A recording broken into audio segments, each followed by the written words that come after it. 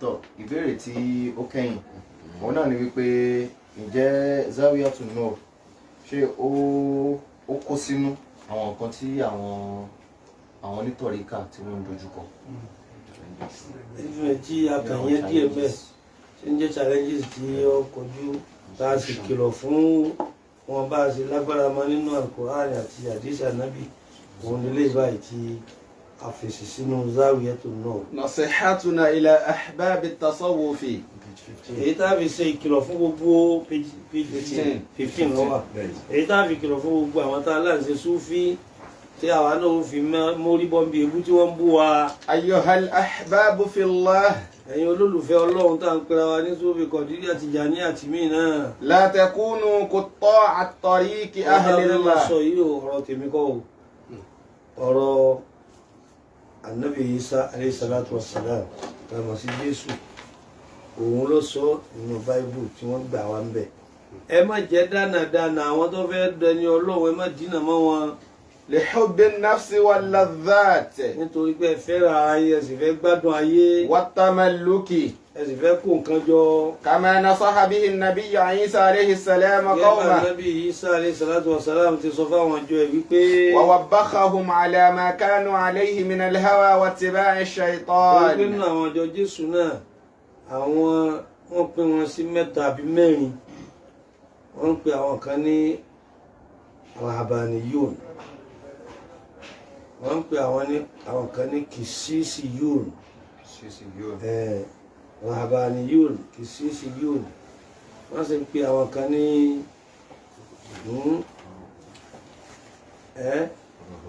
rahabaniyun mẹ́rin rahaban kisisiyun náà wọ́n ń pe àwọn kan ní ulama tó sẹ́rí àwọn ulama àwọn ni ó ṣe déédéé àwọn tá a pè nínú Súfí wípé àpè àwọn kan ní àkísàmọ̀ tasawufu ìlèmí wọ́n mọ gbogbo nǹkan tí ó lọ́nú ọ̀rọ̀ ìtàn orin owó tí ń tọ́lọ nípa Súfí sẹ́rí àwọn kejì lọ́dọ̀ tiwa ní àyín tá a mọ àwọn oníjẹ̀kẹ́lẹ́mìí àfi tẹ̀lé àwọn ànábì Musa àti Isa. wa qaffayna bi Isa ibn Maryama. pàápàá jù ànábì Isa ń tiẹ̀. wa ataynahu al-injila. a fún ní New Testament. wa ja'alna fi qulubi alladhina ittaba'uhu. ẹ̀rọ àwọn tó tẹ̀lé lẹ́yìn ọwọ́ kó sí wọn lọ́kàn wípé. ra'afatan wa rahmatan wa rabbaniyatan. ra'afatan àwọn máa ṣàánú àwọn ẹni bá gbá wọn létí àwọn ní retaliate ẹni bá lu àwọn sì sá fún àwọn máa káànú ẹran àwọn máa káànú ewúrẹ́ àwọn máa káànú yẹ. ràfàtà lẹ́ẹ̀kejì ráfà lẹ́yìn ráfà ńkọ́. ràmàtà àwọn máa ṣèkẹ́ ni àwọn ní bẹ́ẹ̀ni kankan jà wọ́n rabaniyata àwọn ní jẹ́ kẹrẹ́ mi mọ́ àwọn ní níyàwó mọ́ àwọn ní bímọ mọ́ àwọn ní lọ́kọ mọ́. ibùtajà wọn wá. bíbí àrí ọlọ́run láwọn náà bẹ̀rẹ̀ fúnra wọn. má kàtàbùnà alẹ́ yìí ìlàbùtìbọ̀ àrídìwà nílá yìí. tó fi jẹ́ pé àwọn kírísítẹ́nì àti júù yọ Mùsá àti Ìsá wọ́n mọ̀ ní wàhálà jù wá lọ wọ́n nífẹ̀ẹ́ ọlọ́run jù wá lọ lẹ́nu àmọ́ ọlọ́run fẹ́ràn àwa jù wá lọ. fọ́mà rọ àwọn akọrin àyàtì à. àwọn pé kọ́ra ọlọ́run tán wọ́n á lé ṣe mọ́ gbogbo àwọn tẹ́ pé ìyàwó kọ̀ọ̀kan pásọ̀ tẹ́ wo wọ́n jíyàwó fẹ́ o wọ́n níyàwó ní Amẹ́ríkà wọ́n ní lọ́dọ̀ wọ́n ní ta ẹgbẹ́ wọn bímọ síta rẹpẹtẹ ni ọlọ́run sì gbé yín fún nàbí ó ní afẹ́ mẹ́rin àmọ́ sí dáadáa fún wọn. فآتينا الذين آمنوا منهم أجرهم. alágbá tí wọ́n ṣe nù àwọn tó bá gbà fún ànábì nù wọn tó gbà fún Al-Qur'ani àsàwọn lẹ́sàn-án. وكثير منهم فاسقون. àmọ́ pọ̀lọpọ̀ wọn irọ́ ni wọ́n ń pa irọ́ táwọn kírísítẹ́nì wọn pàjọ́ sínú tasawufu tiwọn àtasawufu nasarani làwọn àtasawufu yahudi ní ti Mósè àwọn ọjọ́ Mósè tasawufu nasarani táwọn ọjọ́ Jésù ìlà àwọn tasawufu islami kan náà wọ́n ń kọ́ sí i. àwọn sọ tí lẹ́tọ̀ wọn mutí wọ́n lè sìnà lẹ́tọ̀ wọ́n sì sìnà àwọn ò ní fẹ́yàwó àmọ́ wọ́n sì sìnà so làwọn àfáà kan náà nínú Sufi islam náà wá gbé wọlé tagarbala fi tasawuf islam ọ̀rọ̀ apálápálá wọlé sínú tasawuf islam láfi kìlọ̀ fáwọn tiwa náà pé ẹ jáwọ́ ń bẹ̀. يقول النبي عيسى عليه السلام Nábì Ìsá sọ báyìí pé ويل لكم أيها الكتبة والفريسيون المراؤون. alikátàbà àwọn àfáà náà ni alikátàbà bí àwọn ulama Jésù ní kò ní dáa fún yín ẹ̀yin tẹ́ pé ayé láfa Jésù àfáà wàlífàrísì yóò àtẹ̀yìn tẹ̀ ń tọ́mọ المراؤون tẹ̀ ń ṣe kárí ni. لأنهم ẹ̀wọ̀n Jésù ti sépìlẹ̀ ẹ̀wà ohun táwọn ṣe ní sí kálukú ní ọkọ̀ bá dìrì jáde kálukú ní ọbọ̀ ọ̀tajọ́ tẹ̀sán fún ní ó dànù pẹ̀ sínú ọmọ káwọn ẹ̀mọ pariwo títí káàkiri ẹ̀sẹ̀ ń jalè ẹ̀sẹ̀ ń ṣe sìnà ẹ̀sẹ̀ ń mutí èpè tí Jésù ṣe ń bẹ̀rẹ̀ rí ètò mùsùlùmí náà. لأنكم تغلقون ملكوت السماوات torí ẹ̀ قدام tẹ́ ń pera yín الناس láfa tẹ́ ń pera yín súfì yìí ẹ̀ ń tilẹ̀kùn sánmà ẹ̀ já àwọn èèyàn ẹ̀mí àwọn èèyàn ó gùnkè sánmà mọ́ lọ́dọ̀ Ọlọ́run. فلا تدخلون ولا تدعون الداخلين ẹ wọlé يدخلون. ẹ̀jẹ̀ ni tí ó wọlé wíńdà fún yín. ويل لكم أيها الكتبة والفريسيون المراؤون. ẹ ní ṣàṣeyọrí gbogbo ẹ̀yin tẹ́ ẹ jẹ́ pẹpẹ ayélujáfa Christian tẹ́ ẹ sì jẹ́ ní kárí mi tẹ́ ẹ lẹ́nu tọ́mọ ẹ̀ ń ṣe ẹ̀yin ní fada ẹ̀yin ní póòpù ẹ̀yin ní kíní kan. لأنكم تشبهون قبورا مبيضة. sẹ́yìn náà ń gbọ́ ní ṣẹlẹ̀ ní ṣọ́ọ̀ṣì káàkiri ní sí tó ń du yẹn bẹ́ẹ̀ tẹ́ ń pààyàn tẹ́ ń lọ òfò tẹ́ ń sọ ṣọ́ọ̀ṣì kan nílẹ̀ Oǹdó tó ń gbé àwọn pásítọ̀ káàkiri àwọn afáàná ti ń ṣe ní sí. لأنكم تشبهون قبورا مبيضة تظهر من خارج جميلة. ẹ ti sọ gbogbo sàárè tó ti kẹfun nínú ẹ wá tún ṣe ń tà ẹ̀yẹ́ lọ́wọ́ sàárè tẹ́ bá tún ṣe tó sì jẹ́ pé èèyàn ti ń bẹ́ẹ̀ bẹ́ẹ̀ ó ti kẹfun ìyá ti jẹ́ ó ti jẹrà mọ́lẹ̀. قبورا ìyẹn ní ibi مغيرة. tí ọ̀dà ilẹ̀ ń ṣe nínú ntọ́da ilẹ̀ ń gbéhàn síta òwò ni Jésù ń pa. من خارج جميلة وهي من داخل مملوءة عظام أموات وكل نجاسة. هكذا أنتم من خارج تظهرون للناس أبرارا ولكنكم من ẹ̀yin داخل. tẹ́ pé ayé náà fà tẹ́ pé ayé ní pásítọ̀ pópù yìí ẹ̀ ń ṣe ṣe bí èèyàn gidi ń ta ẹ̀ wọ̀ sọ́nà sí ìmọ̀láìka.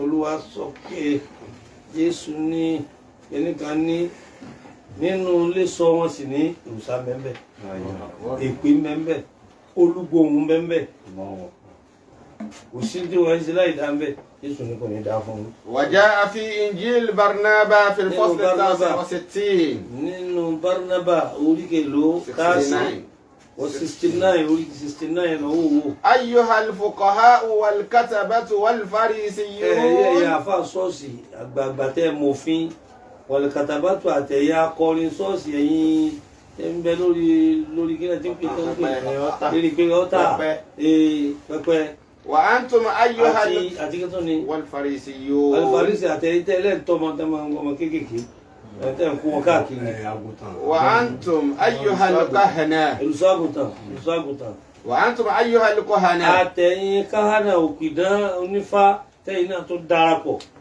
ẹ̀ ní gbọ́jà Christian láyé ìlú aláwọ̀. قولوا لي ìgbà tẹ́ mọ̀ gbọ́ níjà aláàfà lẹ́lẹ́bọ̀ ní jẹ́ ní ṣẹlẹ̀ tẹ́gbọ̀ ní ṣẹ̀ṣẹ̀ ǹjẹ́ wọ́n fẹ́nu kan Christian torí pé wọ́n jọ wà pọ̀ ni wọ́n jọ wà pọ̀ ni.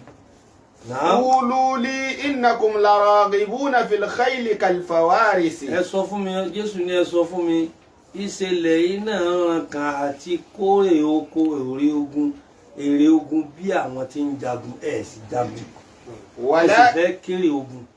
ولكنكم لا ترغبون في المسير إلى الحرب. ẹ fẹ́ lójú ogun ìyẹn ni pé ẹ ṣiṣẹ́ rẹ ẹ fẹ́ jẹ́ wòlíì ẹ wá ń pidán wọ́n ti wá ṣàṣepọ̀ àwọn church àwọn ọ̀gá church ti ṣàṣepọ̀ pẹ̀lú onífá àtolóògùn àtàláwo tábà ṣe gbìyànjú ní tábà nìkan bá ti gbìyànjú nísìnyí wọn ni nǹkan ṣẹlẹ̀ nísìnyí báyìí olúgbò òun àfọ̀ṣẹ́ ni nǹkan ó ṣe ọ́ èpè ni àṣàṣì ni èyí tí ó sì jẹ́ pé tí ó jógun tó wọ́n ti jọ plan wé ìwọ sọ pé ọ̀dà fún ìwọ sọ pé kinní kan ìwọ sọ pé kinní kan sọ pé Jésù ni ṣíṣe báyìí àdúrà tẹ̀sí níjọ báyìí kinní kan lórí báyìí irọ́ ni gbogbo ẹ̀. ولكنكم لا ترغبون في مسير الحرب وإنكم لراغبون في الألبسة كالنساء. ẹ fẹ́ wọṣọ bí àwọn obìnrin. ولكنكم لا ترغبون في الغزل وتربية ẹ sì الأطفال. fẹ́ hun sọ ẹ fẹ́ wọṣọ ẹ fẹ́ hun sọ ẹ fẹ́ kọ́ ọmọ ọjọ́ ọmọ rẹ fún yín ẹ sì tọ́mọ. ẹ̀yà wo tí wọ́n sọ sí tí Jésù sọ fáwọn ìjọ rẹ̀ ẹ wá wo tí ṣẹlẹ̀ sí mùsùlùmí.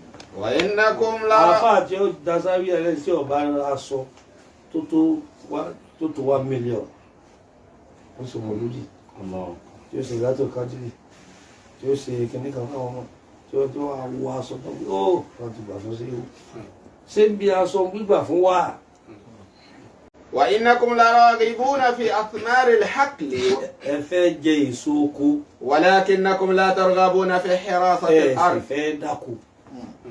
إنكم ẹgbẹ́ لراغبون mi ní pòwe òun ẹ fẹ́ jèrè ogun ẹ fẹ́ lo ogun ẹ fẹ́ jẹ èso ogi ẹ fẹ́ gungi ẹ fẹ́ jẹ èso oko ẹ fẹ́ jèrè ọmọ ẹ fẹ́ tọ́mọ إنكم لراغبون في أسماك البحر ẹ fẹ́ jẹjẹ odò ولكنكم لا ترغبون في صيدها. ẹ sì fẹ́ wọdò.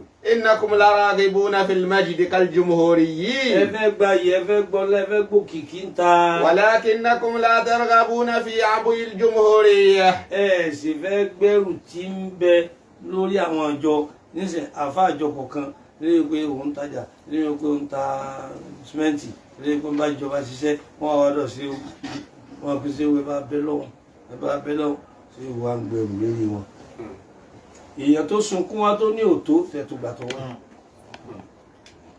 ẹ kọ́kọ́ ṣàdúrà fún nákọ́lọ̀ níláárí ẹ ṣe wàhálà fún ẹ bẹ́ẹ̀ náà fún ẹ ṣe bí abáná màmá ti ṣe bí Jésù ti ṣe bí Mósè ti ṣe kọ́ wa dàgbà ó mórí kò mórí ẹ̀jú ẹlẹ́fọ́ náà ẹ̀jú pàǹtún bẹ̀ wọ́n kì í. إنكم لراغبون في المجد لراغبون في المجد ẹ كالجمهوريين fẹ́ gba yìí ẹ fẹ́ gba àpọ́nlé láàrin gbogbo jàmá. ولكنكم لا ترغبون في عبي الجمهورية. àmọ́ pírọ́blẹ́mù wọn wàhálà wọn ẹ fẹ́ rù ú ẹgbọ́n tọ́lọ̀ fi ròyìn ànábì. صدق جاءكم رسول من أنفسكم عزيز عليه ما عنتم حريص عليكم بالمؤمنين رؤوف رحيم. níjọ́ lẹ́yìn ṣe yóò fún jọ níjọ́ ni ustaz ṣe fún fìdímẹ́sù ẹ̀ níjọ́ ni ìmáàmù ṣe fún jàmá níjọ́ ni sẹ́wù ṣe fún mùrídì àfi ọlọ́mọdé ìta kásùbà táyìn ya kíníkà àwọn tó mọ owó wà nù ìyá kíní àwọn amọ́sálásí lò nítorí pé mọ owó wà nù níjọ́ tí ọba ti wá tí ọba ti ṣe ọkùnrin ṣàdúrà fún إنكم لراغبون في الأعشار والباقورات كالكهنة. Jésù ní ẹ fẹ̀mí sí ìdámẹ́wàá fílẹ̀ àṣàrí ìdámẹ́wàá lẹ́ retí kàlùkù àdàbà àwọn bàbá aláwo tí ń retí àwọn ọmọ awo. ولكنكم لا ترغبون في خدمة الله الحق. ẹ fẹ́ sin lọ́run lásán láì retí kankan láfi bẹ̀rẹ̀ lẹ́ẹ̀kan pé àwọn tí ń sin lọ́run bẹ̀ tí ò sí rágábà àti ráhábà àwọn tí ń bẹ lọ́run bẹ̀ wọ́n fẹ́ gbà kan lọ́dọ̀ Ọlọ́run àwọn tí ó ń ṣe pépé fún tí ń pe Ọlọ́run bẹ̀. tẹ́ ẹ bá rí tẹ́ ẹ bá dé sọ́ọ̀sì ariwo ni kí ló fi mọ́ ìlú ni wọ́n sin lọ́run wọ́n ń bẹ lọ́run wọ́n ń pe Ọlọ́run. wọ́n ìjà fẹ́ràn ni wọ́n wá jó tilẹ̀ mọ́ kọrin tilẹ̀ mọ́ àmọ́ káyọ̀ lẹ́fẹ̀lá kájọ kó ká má béèrè kankan rárá o ọ̀tọ̀ ní sinlọ́ ọ̀tọ̀ ní pe Ọlọ́run ọ̀tọ̀ ní bẹ Ọlọ́run ìbẹ Ọlọ́run ní àgàgà fọlọ́run pẹ̀lú payà pẹ̀lú bẹ̀rù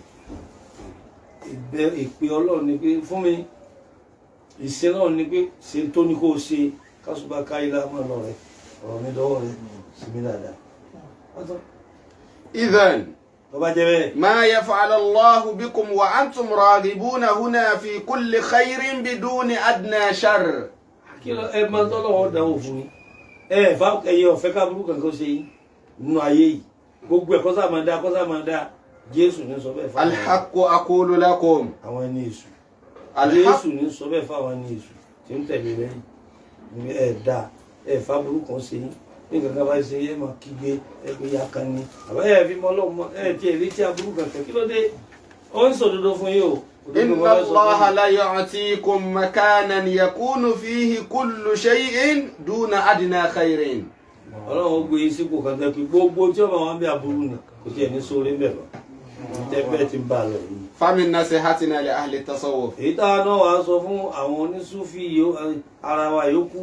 ادخلوا في الحقيقة بالشريعة. ẹ wọnú àkíkà láti mọ sẹ̀ríà wọ́n fẹ́ máa kígbe àkíkà kẹ́ni sẹ̀ríà kínni ẹ wọ bẹ̀ láti ẹ wọlé láti márífà ẹ débi ṣẹ̀ríà ẹ wá débi tọ̀ríkà ẹ wá gúnlẹ̀ síbi àkíkà. وتيقنوا بالظاهر إلى الباطن. ẹ jẹ́ kí ìta ó yé yín kẹ́ ẹ tó lọ nú ilé ẹni tí ìta òye tó lọ fẹ́ wọnú ilé yóò sì lé wọ̀ bí ilé ọba sì yẹ tó bá jáde yóò sòdé já ẹlòmíì fi jáde tí èéfi mọ̀nà lé mọ́. لا تغتروا باللوائح والبوادر. ẹ̀yin ní Súfì ẹ má jẹ́ àwọn nǹkan yàrá-yàrá gbígbàdo ògìgì ẹ má jẹ́ ọ̀tàn yín jẹ àti sáré wá orí Ọlọ́run ọ̀sàdúrà lónìí ọgbà ọ̀sàdúrà wọn á ní ṣe wùdí ṣé bí ànábì náà ti ṣe náà nù wọ́n ṣe báwọn ní àná ti ṣe ìṣòro là á kọ́kọ́ rí ká tó rí dẹ́kun. فإنها مبادئ الأمور ليست غاية. àwọn orí tẹ̀ ń rí ohun tó bẹ lọ́run tó gbà lónìí tó bẹ lọ́run tó tún ṣàdúrà fẹ́ nǹkan tó gbà ìbẹ̀rẹ̀ ní o kì í ṣòpin. فضلوا الخفاء على الظهور. ẹ gbé ayé pamọ́ ẹ jẹ́ ìfarapamọ́ ẹ jẹ́ pàtàkì lọ́dọ̀ yín ju ìfira yín hàn lọ. هذه من المشاكل والحلول. òun ni problem àti solution rẹ̀. فضلوا الخفاء على الظهور فإن في الخفاء راحة. ìsinmi ń bẹ bí kí ẹ gbé rẹ̀ pamọ́ o. وفي الظهور فتنة وبلاء. ẹ wo tó sọ̀rọ̀ lórí Facebook kò sí. ẹnìkan tí ń kéwú lọ́wọ́ kan bọ́ sí ó sì ra dátà ó sì bọ́ sẹ́ni pé kan wáyé. ẹ̀yin ará ayé ẹ máa gbọ́dọ̀ Ọlọ́run ó sì kó mbẹ́ ó sì wọlé ọtí lọ. ìfírẹ́ ní à problem ìgbéra ẹ pamọ́ ìsinmi ni. ألا ọgbọ́ فإن لله عبادا لا يعرف أحدا مكانهم. لا يعرف أحد مكانهم. àwọn ẹrú Ọlọ́run kan bẹ tẹ́nìkan ò lè dàbí tí wọ́n wà mọ̀ wọ́n fara pamọ́.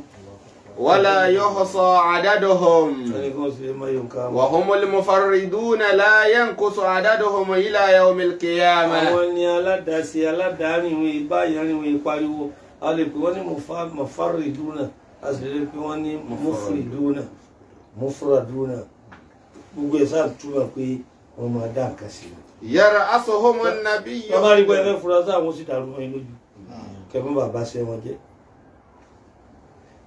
ọ̀ní wíwá ní ọ̀ní àlùkìmbà ọ̀ní wàbáyà wọn kà máa lọ sí makéwù ṣẹ̀ṣẹ̀ lọ. débi tẹ́ wàá fàdúrà lọ́wọ́ pé ṣàdúrà fún wa. يرأسهم النبي خضر عليه السلام. ìlú lọ́gá wọn ó lẹ́bàá tó wà ń bẹ láàrin wa báyìí. ولا ó sì pẹ́ láyé wọ́n ní kọ́mọkọ́ ẹ̀mí rẹ̀ ó gùn ní púpọ̀ ولا tani bá fẹ́ bàjẹ́ wọ́n máa tún ṣe. ولا يريدون أن يعرفوا أبدا. àwọn náà sì fẹ́ kọ́ mọ̀ wọn àfáà mélòó ni ọ̀fẹ́ kọ́ mọ̀ wọn sí kálukú tó ń sọ kálukú tó ń lọ sàwúlẹ̀ kálukú tó ń lè ṣèpèsè. ألا ọ̀dà wa kàkà ń jọ kan pé ẹni tí ń wá fìtì ìnà tí ò rí ẹni tí ń wá wàhálà tí ò rí ọlọ́wọ́ àmọ̀ ìgbà tó jẹ́ bí idán ọlọ́wọ́ àmọ̀ ìgbà tó jẹ́ bí iná yóò ṣe wàhálà yóò ṣe sùúrù yóò ṣe wàhálà yóò ṣe sùúrù.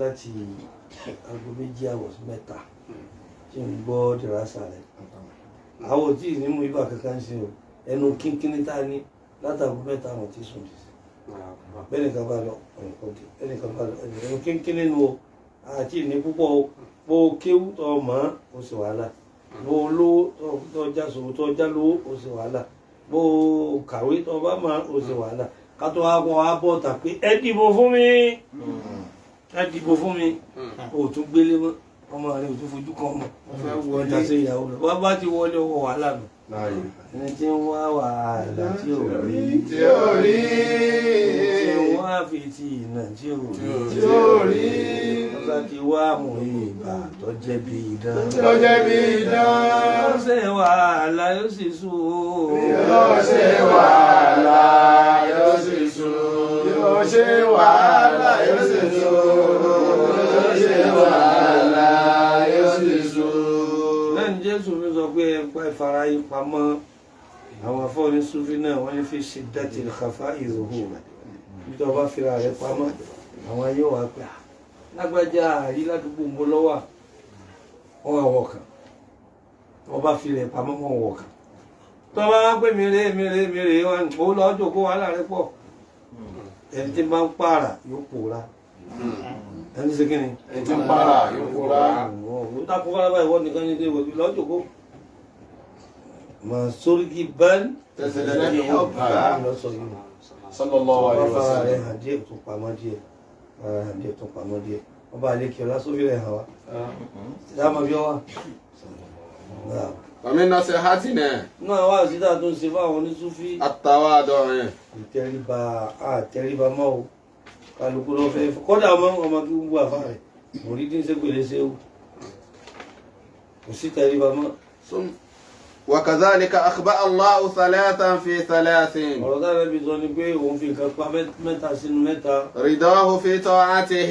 ìyọ́nú ọlọ́run fi pamọ́ síbi títẹ̀lé tiẹ̀. فلا تحقرن من الطاعة شيئا. Bọ́lá bá ní kọ́lọ́ ní ẹsẹ̀ tá nábì ní ẹsẹ̀ má fi ṣeré o. غضبه في Ọlọ́run fi معصيته. bínú pamọ́ síbi ẹsẹ̀. فلا تحقرن من المعصية شيئا. Ẹsẹ̀ tí ẹ bá ń tẹ̀ tí ẹ máa fi ṣe ẹ má ṣe lọ́wọ́ kẹ́ bá rí bínú. أولياءه في خلقه. Àwọn òwúrí ọlọ́run fi wọn pamọ́ sínú ẹ̀dá. فلا تحقرن من الخلق Ẹ má أحدا. fojú kọmọ náà ìṣẹ̀dá kan. Ẹ wò kéwú, ẹ̀yin mo lọ díbọ̀, ẹ̀yin náà ní ẹ mọ̀ bọ́yá òwúrí ọlọ́run kẹ́. Ẹ bá tẹ wọn sí ọmọ bára bọ́ bá ní owó bá sì ní ìṣọ́ jẹjẹ.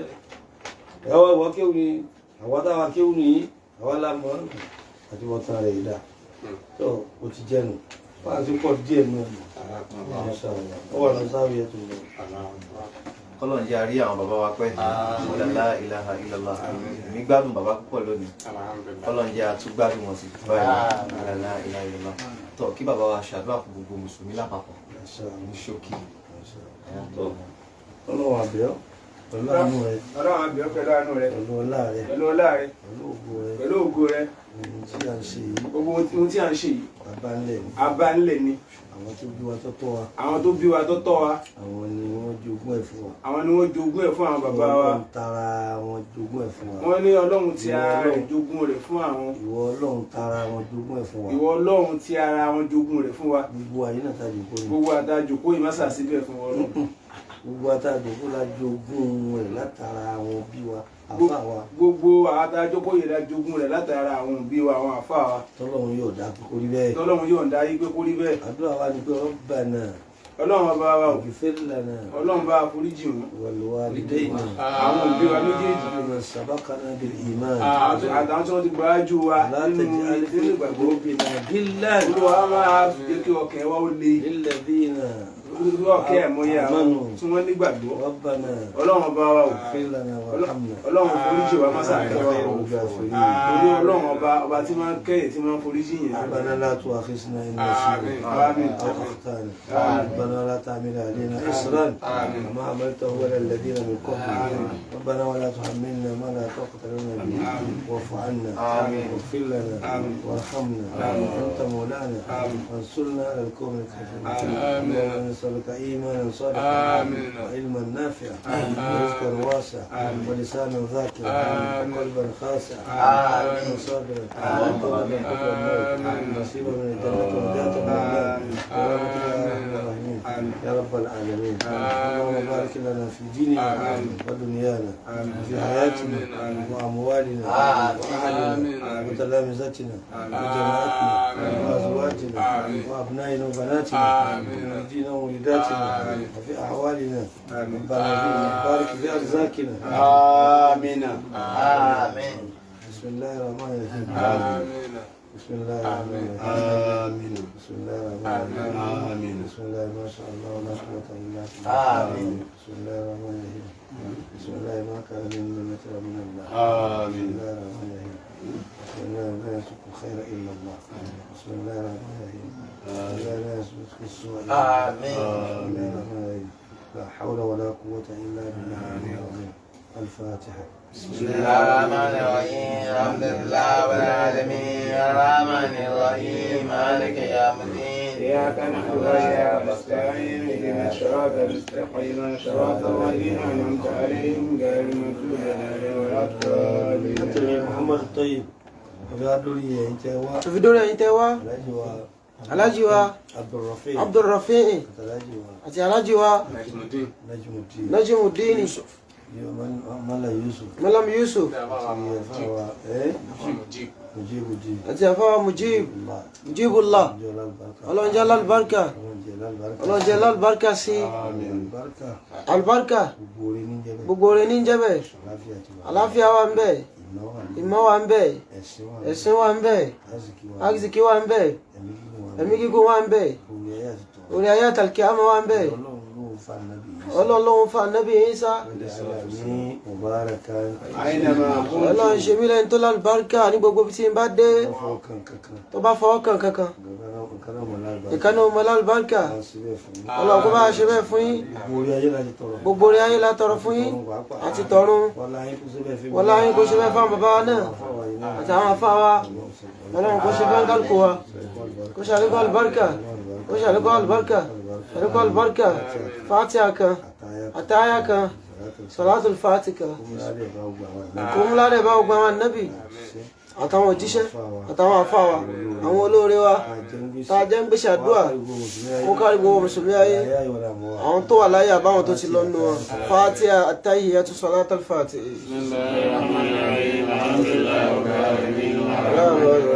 مالك يوم الدين إياك نعبد وإياك نستعين اهدنا الصراط المستقيم صراط الذين أنعمت عليهم غير المغضوب عليهم ولا الضالين.